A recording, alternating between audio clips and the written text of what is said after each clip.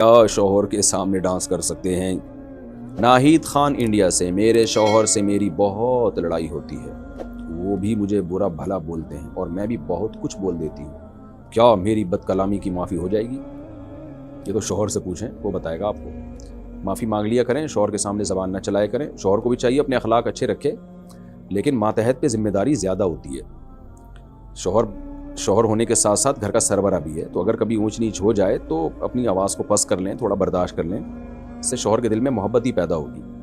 تو میں نہیں کہہ رہا کہ شوہر اونچی آواز سے چیخ چیخ کے بات کرتا ہے کوئی اچھا کام کرتا ہے، لیکن گھر کو چلانے میں، گھر کے اندر چونکہ اس کی حیثیت سربراہ کی ہے، تو اس لیے آپ دیکھیں نا، جب دفتروں میں باس جب ڈانٹتا ہے نا تو امپلائیز آگے سے جواب نہیں دیتے، ان کو پتہ ہے یہ نکال دے گا جاب سے ہمیں۔ تو شوہر گھر میں نہیں کہہ رہا کہ وہ اس باس کی طرح جو کمپنی میں باس ہوتا ہے، لیکن بہرحال ایک درجہ اللہ نے اس کا بلند تو کیا ہے نا، تو اللہ کی خاطر اس کی اونچ نیچ کو برداشت کر لینا چاہیے۔ اور میں نے دیکھا ہے جو خواتین شوہر کے غصے کو برداشت کر لیں، تھوڑی دیر کی ٹینشن ہوتی ہے لیکن اس سے بہت سارے فائدے حاصل ہوتے ہیں، گھر ٹوٹنے سے بچتے ہیں، بہت سارے بینیفٹس، بہت سارے فائدے شوہر سے ان کو مل جاتے ہیں۔ شوہر کو شریعت نے یہی حکم دیا ہے کہ تم میں سب سے اچھا وہ ہے جس کے اخلاق اپنی زوجہ کے ساتھ اچھے ہیں، لیکن عورت کو شریعت نے یہ حکم دیا ہے کہ اگر شوہر کی طرف سے اونچ نیچ ہو جائے تو عورت کو چاہیے وہ حتی الامکان برداشت کرے۔ ہاں، ہر برداشت کی ایک لمٹ ہوتی ہے، لیکن بہرحال جتنا برداشت کر سکتی ہیں برداشت کریں، اس سے گھر جنت بنے گا۔ دونوں ہی لڑنا شروع کر دیں تو پھر تو گھر ٹوٹتے ہیں ایسی صورت میں۔ قاسم محمد فیصل آباد سے: دیکھو اس کی مثال ایسے ہے کہ آگ میں آپ پیٹرول ڈال دیں تو وہ تو بھڑک جائے گی نا، آگ میں ہمیشہ پانی ڈالا جاتا ہے۔ شوہر غضبناک ہے، جیسے توے پہ بیٹھا ہوا ہے، ایسا ہی ہوتا ہے عام طور پہ، 2 فٹ اچھل رہا ہے، تو بیوی بھی اسی طرح اچھلنا شروع کر دے، اس کا مطلب تو ہے وہ پہلے آگ لگی ہوئی تھی، آپ نے اس میں پیٹرول ڈال دیا، تو اس کا رزلٹ کیا نکلے گا؟ تباہ ہو جائے گا گھر۔ ہم نے اپنے بڑوں میں دیکھا ہے، ایک کو غصہ آتا تھا، دوسرا تھوڑا برداشت کر لیتا تھا، بہت دیکھا ہے ہم نے یہ۔ شوہر کو پتا ہے بیوی بہت تپی ہوئی ہے آج، تو تھوڑا سا میں برداشت کر لوں، بیوی کو پتا ہوتا ہے آج میرے میاں کا میٹر شارٹ ہے تو تھوڑا سا آج میں اپنی زبان پہ کنٹرول کر لوں، تو کنٹرولنگ سسٹم ہی ختم ہو رہا ہے۔ اور یہ ڈرامے، فلمیں میڈیا نے برباد کیے، زیادہ تر فلموں میں چیخ چیخ کے، ڈراموں میں چیخ چیخ کے جب دکھاتے نا، شٹ اپ، یہ کرو وہ کرو اور دفع ہو جاؤ، تو یہی چیزیں ماشاءاللہ گھر میں چلیں گی۔ پھر یہ سب چیزیں ہمارے لاشعور پہ اثر کرتی ہیں اور انسان لاشعوری طور پر انہی چیزوں کو اختیار کرنا شروع کر دیتا ہے۔ بہرحال عورت کے لیے شوہر کا بہت بڑا حق ہے، نبی نے فرمایا جس عورت کا شوہر راضی نہیں ہے وہ عورت جنت میں نہیں جا سکتی، اور یہ اس شوہر کے بارے میں جو بیسک حقوق پورے کر رہا ہو، بیسک حقوق، اونچ نیچ تھوڑی بہت ہر گھر میں ہوتی ہے۔ اچھا بھائی، روزیہ بی میانمار سے یعنی برما سے، انہوں نے سوال پوچھا ہے کیا لڑکیاں اپنے بالوں کو مشین سے سیدھا کر سکتی ہیں؟ جی بالکل سیدھا کر سکتی ہیں، کوئی حرج نہیں ہے اس میں۔ جن کے سیدھے بال ہیں وہ مشین سے ٹیڑھا بھی کر سکتی ہیں۔ عجیب فیشن ہے، جن کے خواتین کے سیدھے بال ہوتے ہیں وہ مشین کے ذریعے ان کو گھنگریالے بنا رہی ہوتی ہیں، جن کے گھنگریالے ہوتے ہیں وہ سیدھا کر رہی ہوتی ہیں ان بالوں کو، خیر جیسے اچھا لگے۔ ممبئی انڈیا سے: میں اپنی خالہ کی بیٹی کو پسند کرتا ہوں اور وہ بھی مجھے پسند کرتی ہے، کیا ہم دونوں واٹس ایپ پر بات کر سکتے ہیں؟ شریعت میں اس کا کیا حکم ہے؟ اگر پسند نہ کرتے ہوتے نا تو کوئی ضرورت کی بات کی گنجائش ہوتی، چونکہ پسند کرتے ہیں اس لیے بالکل گنجائش نہیں بات چیت کرنے کی۔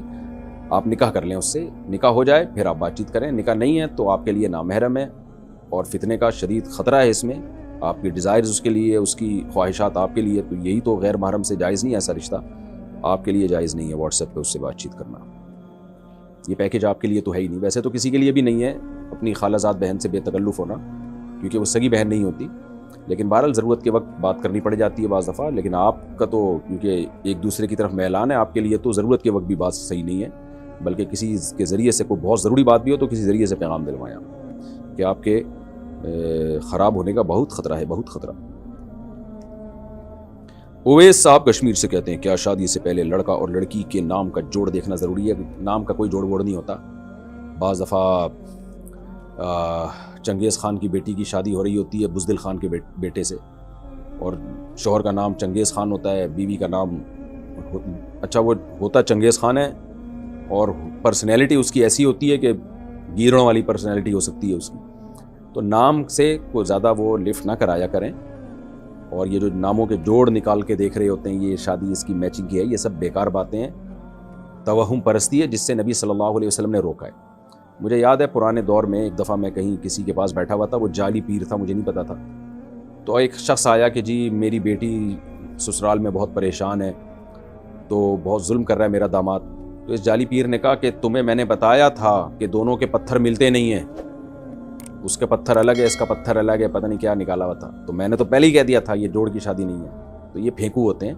بہت سے گھروں میں لڑائیاں ہوتی ہیں, بہت سے گھروں میں نہیں ہوتی, اس کا پتھر سے کوئی تعلق نہیں ہے. تو وہ آدمی ایسا عقیدت میں پاگل ہوا جا رہا تھا نا اس پیر کے, کہ یار پیر صاحب نے تو بتایا تھا کہ پتھر دونوں کے میچ نہیں کرتے. تو پیر صاحب پھینکو تھا ایک نمبر کا, اور اپنی بیوی کمبخت کی لڑکے گئی ہوئی تھی.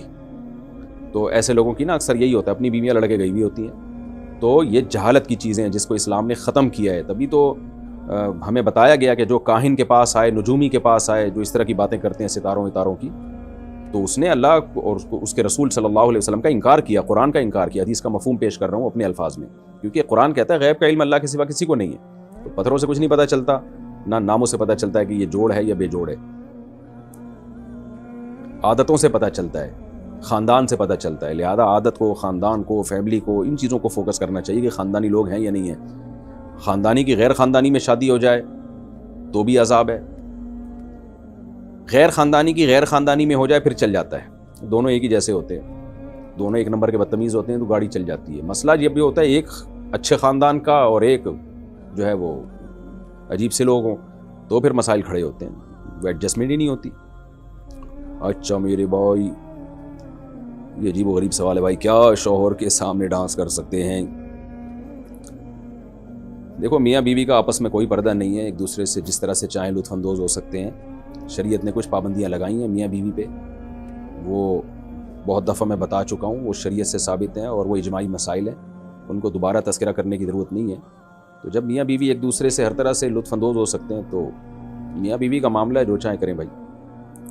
بعض علماء اسے ناجائز کہتے ہیں بیوی کا شوہر کے سامنے ڈانس کرنا, لیکن اس کے ناجائز ہونے کی کوئی دلیل نہیں ہے. تو بعض بڑے متدین علماء سے میں نے یہ مسئلہ سنا ہے, وہ کہتے ہیں کہ اس کے ناجائز ہونے کی کوئی دلیل نہیں ہے.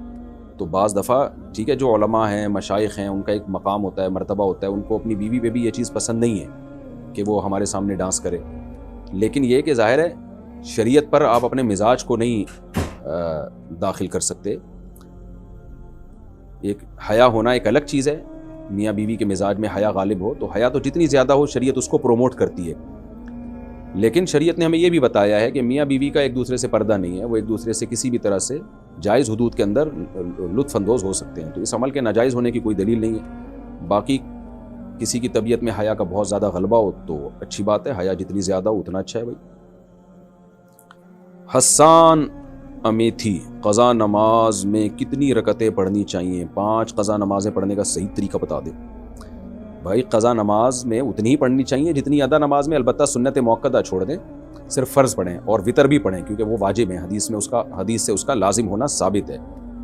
ان اللہ زادکم صلاۃ الا وہی الوتر, صحیح حدیث ہے. اللہ نے ایک اور نماز کا اضافہ کر دیا, وہ وطر ہے. من لم یوتر فلیس منا, جو وطر نہیں پڑھتا وہ ہم میں سے نہیں ہے. تو اس لیے دو رکعت فجر کی, ہاں جو نمازیں سفر میں قضا ہوئی ہیں اگر ان کو آپ اپنے مقام پہ پڑھیں گے تو وہ 2 رکعتیں ہی رہیں گی, وہ 4 نہیں ہو جائیں گی. اور جو نمازیں آپ کی مقام پہ قضا ہوئی ہیں وہ اگر سفر میں قضا پڑھیں گے تو 4 رکعتیں ہی پڑھیں گے آپ اس میں. مرچی کا پودا لگانا کیسا ہے, اور شریعت میں کیکٹس کا پودا لگانے میں کوئی برائی تو نہیں؟ کیکٹس میں نے نیٹ پہ دیکھا تو کانٹوں دار ایک پودا ہے, تو کوئی برائی نہیں بھائی. ہاں کسی کو کانٹے چبونے کی نیت سے لگائیں تو ایک الگ بات ہے, پودا کوئی بھی لگایا جا سکتا ہے.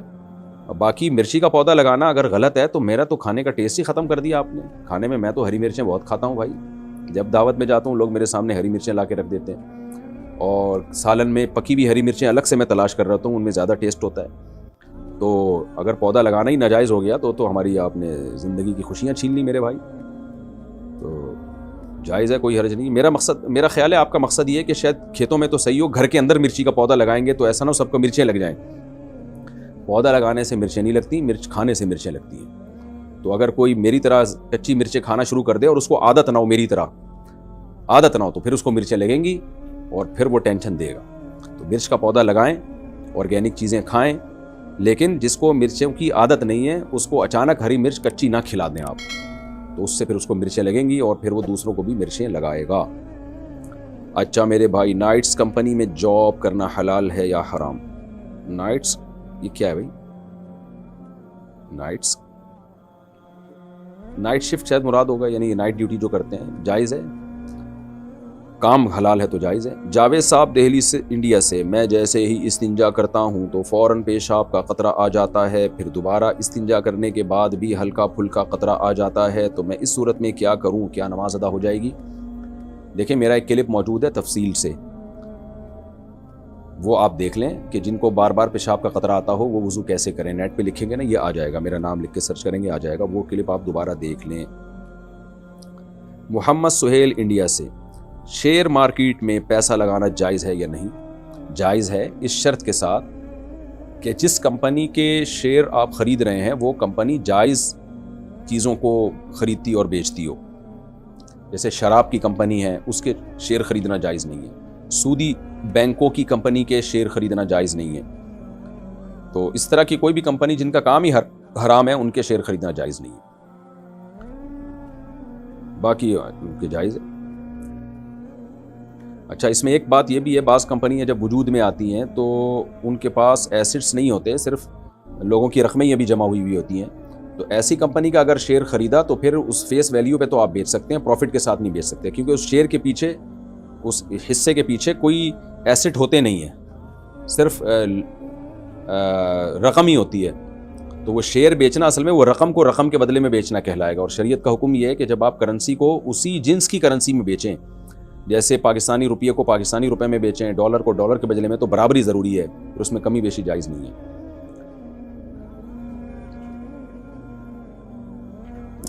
اور اگر اس کمپنی کے ایسٹس ہیں، جیسے عام طور پہ کمپنیوں کے ہوتے ہیں، وجود میں آ گئی ہے، اس کے پیچھے یعنی کچھ چیزوں کی خرید و فروخت کر رہی ہے، پھر شیئر کو آپ نفع اور نقصان پہ بیچ سکتے ہیں، لیکن شیئر پہ قبضہ ہونے کے بعد، یعنی وہ آپ کے نام ٹرانسفر ہو جائے، اور اس میں بھی اسپاٹ سیل ہوگا، اس میں آپ فیوچر سیل، فارورڈ سیل یہ جائز نہیں ہے۔ کیا بغیر وضو کے موبائل میں قرآن شریف پڑھ سکتے ہیں؟ جی۔ اظہر صاحب عمر کوٹ سے، کیا امام کے پیچھے سمیع اللہ لمن حمیدہ کہہ سکتے ہیں؟ کسی نے کہہ دیا تو گناہ نہیں ہے، لیکن خلاف سنت ہے، امام کہے گا سمیع اللہ لمن حمیدہ، آپ صرف یہ کہیں گے ربنا لک الحمد یا ربنا لک الحمد حمدا کثیرا طیبا مبارکا فی، یہ بھی کہہ سکتے ہیں۔ زوجہ منصور، کیا بخاری شریف کو حیض یا نفاس کی حالت میں پڑھا یا ہاتھ لگایا جا سکتا ہے؟ جی جا سکتا ہے، احتیاط، اگر کوئی بہت زیادہ حدیث کا ادب کرے تو بہت اچھی بات ہے، لیکن بہرحال جائز ہے۔ کیا حافظ قرآن پینٹ شرٹ پہن سکتا ہے؟ آج کل تو مارکیٹ میں بہت، ہمارے بچپن میں ایک حافظ قرآن تھا، پہلے رواج ہی نہیں تھا کوئی حافظ قرآن پینٹ بھی پہنے، وہ اسنوکر کھیلتا، ڈبو کھیلتا اور پھر پینٹ شرٹ بھی پہنتا، تو اس کو لوگ ڈسکو ملا کہتے تھے۔ تو دیکھیں علماء کا لباس ہمیشہ سے ڈھیلا ڈھالا رہا ہے، سعودی عرب میں آپ جائیں وہاں کے علماء جبہ پہنتے ہیں، مسقط کے علماء ایک خاص قسم کی عبایا جبہ ہے، بڑا خوبصورت ہوتا ہے، قطر میں، پوری دنیا میں ایسے ہی ہے، تو یہاں پاکستان میں علماء مشائخ اکثر شلوار قمیض پہنتے ہیں، کلیوں والا کرتا پہنتے ہیں، تو لباس اپنے کلچر والا ہی پہننا چاہیے، اور وہ لباس جو علماء صلحاء میں رائج ہو۔ باقی پینٹ شرٹ پہننا بھی جائز ہے، ناجائز نہیں ہے، لیکن افضل یہی ہے کہ آپ ڈھیلا ڈھالا لباس پہنے جو علماء صلحاء کا عام طور پر لباس دنیا میں رائج ہے۔ احمد صاحب انڈیا سے، اگر بتی پر دم کر کے پڑھنا کیسا ہے؟ کیوں اس کی تکلف کی ضرورت کیا ہے؟ جب شریعت میں جو دم ثابت ہے، جو نبی سے صحیح حدیث سے ثابت ہے، اس کو کیوں چھوڑ رہے ہیں؟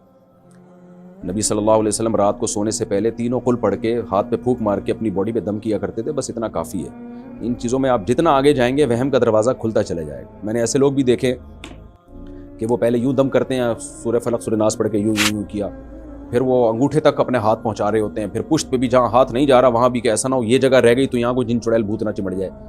پھر جب ان کو تسلی نہیں ہوتی تو پنکھے پہ پھونک مارتے ہیں تاکہ وہ دم کی ہوا سب جگہ پھیل جائے۔ تو لا تشددوا فیشدد اللہ علیکم، حدیث میں آتے ہیں اپنے اوپر مشکلات پیدا نہ کرو تو آسانیاں پیدا کرو، جتنا شریعت نے بتا دیا دم بس اتنا کافی ہے۔ بعض لوگ عجیب طریقے سے چھو کر رہے ہوتے ہیں نمازوں کے بعد، اور دوسرے پہ بھی چھو مار رہے ہوتے ہیں۔ بعض خواتین ایسا کرتی ہیں، رات کو سونے سے پہلے یوں دم کیا، پھر شوہر پہ بھی پھونک ماری، پھر بچوں میں ایک ایک پہ اٹھا کے پھونک ماری۔ تو بس اتنا کافی ہے بھائی، ایک دفعہ بچے کو آپ سورہ فلق سورہ ناس پڑھ کے ایک دفعہ دم کر دیں، وہ تو اچھی بات ہے، بس کافی ہے اتنا ایک دفعہ۔ زیادہ اس میں وہم کرنا، اٹھ کے رات کو پھونکے مارنا، اور پنکھوں میں پھونکے مارنا، یہ نہیں دیکھ رہے ہوتے کہ ایگزاسٹ فین لگا ہوا ہے، وہ ساری پھونک باہر نکل گئی ہے آپ کی۔ اب یہ وہمی لوگ میری یہ بات سن کے اور ٹینشن میں آ جائیں گے کہ یار ہماری تو ساری پھونکیں ضائع ہو گئی، مفتی صاحب نے تو ہماری پھونک ہی نکال دی۔ جتنا وہم کرو گے اتنا پاگل ہو جاؤ گے۔ اگر کسی شخص نے عمرہ یا حج کی حالت میں غلاف کعبہ کو چوم لیا کیونکہ غلاف کعبہ پر خوشبو لگی ہوئی ہوتی ہے اور احرام میں خوشبو لگانا منع ہے، تو کیا دم دینا واجب ہوگا یا نہیں؟ بہت اہم مسئلہ ہے۔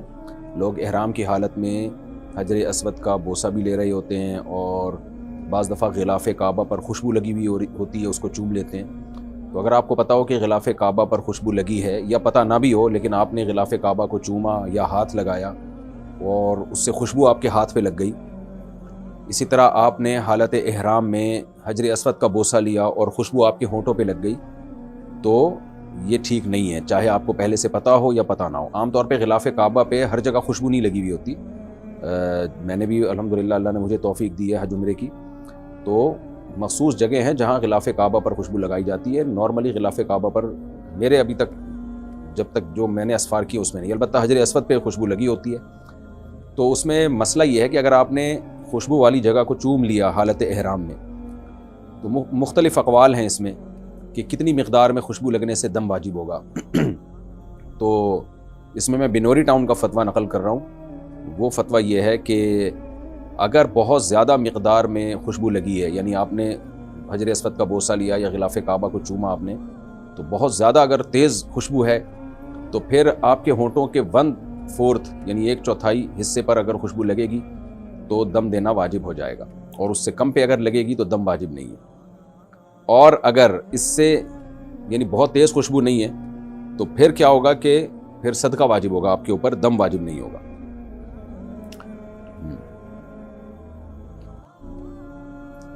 اگلا سوال ہے جی، اچھا صدقے سے کیا مراد ہے؟ صدقہ فطر۔ صدقہ فطر کا مطلب 2.25 کلو گندم، اور بعض علماء کے نزدیک 2.25 کلو گندم کی قیمت۔ تو خلاصہ کیا نکلا کہ اگر 1/3 عضو پر خوشبو لگ جائے، تیز خوشبو، 1/4 عضو پر تیز خوشبو لگ جائے تو دم واجب ہوگا۔ اگر 1/3 عضو سے کم پہ تیز خوشبو لگی ہے تو دم واجب نہیں ہے۔ اور اگر خوشبو ہلکی ہے، عام طور پر میرا خیال ہے ہلکی خوشبو ہی ہوتی ہے، ایسی نہیں ہوتی کہ آپ نے حجر اسود کو بوسہ دیا تو آپ کے ہونٹ سے بہت تیز خوشبو آنے لگے، تو پھر پورے ہونٹوں پہ جب تک وہ نہیں لگے گی اس وقت تک دم واجب نہیں ہوگا، یا پورے ہاتھ پہ جب تک نہیں لگے گی دم واجب نہیں ہوگا۔ تو ایسی صورت میں صدقہ واجب ہے۔ صدقہ کا مطلب 2.25 کلو گندم یا 4.5 کلو کھجور وغیرہ کے بقدر جو ہے آپ ریال صدقہ کر دیں۔ ویسے بھی جب ہم حج یا عمرہ کرتے ہیں نا تو واپسی پہ یعنی احرام سے نکلنے کے بعد چند ریال صدقہ کر دینے چاہیے، تاکہ احرام کے خلاف کوئی کام اگر ہم سے ہو گیا ہو تو اس صدقے سے اس کی تلافی ہو جائے۔ اور یہ نیت کر لینی چاہیے کہ مجھ سے کوئی احرام کی پابندیوں میں کچھ مخالفت ہو گئی ہو تو یہ اس کی یعنی اس کی تلافی ہوگی اس سے۔